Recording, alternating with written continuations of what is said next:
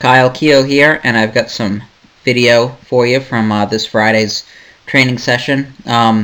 Normally on Friday, that's a dynamic effort day for me, so I come in, I do speed work for my squat, do some low box squats, and for my deadlift, usually pull against some bands.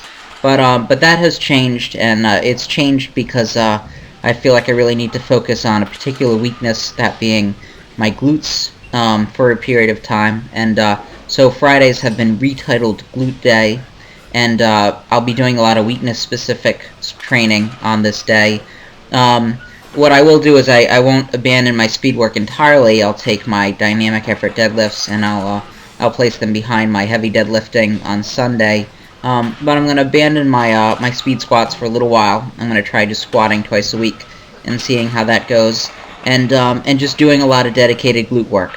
My glutes have been a weakness for a while. They've really shown up in my deadlift, especially if you watch my lockout. I don't have the glute strength to push my hips through, and they're starting to show up on my on my squat as well. So what I'm doing with these today is I'm doing low rack pulls, couple inches below my knee, with 315 in bar weight, plus a heavy band, a monster mini band, and I believe an average or a light band.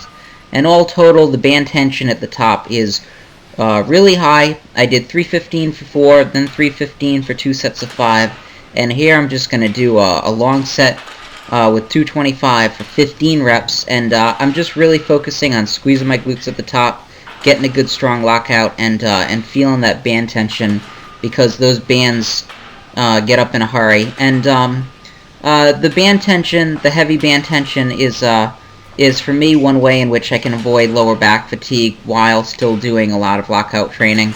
Pulling these off the pins is really easy, but I have to work really hard to push my hips through at the top.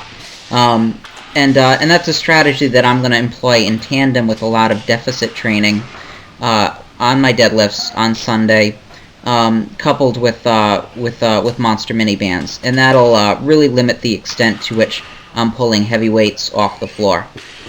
It'll make the exercise more difficult, but that's kind of the point. I won't be working with as high of training loads, and so I think that that will allow me to keep the to keep myself from fatiguing due to increased training volume. After I did those rack pulls, I did some glute bridges. I'm doing barbell hip thrusts here. I'm doing sets of 20. This is 235 pounds. I did 3 sets of 20. At that point, I was pretty gassed, but I did another exercise after that, and that was just some kneeling squats. I did kneeling squats for sets of 30 with 135. Again, just to really fatigue my glutes and try to develop some glute strength. I'm going to take a linear periodization approach to this training on this day, so I'm just going to throw a few pounds on every time.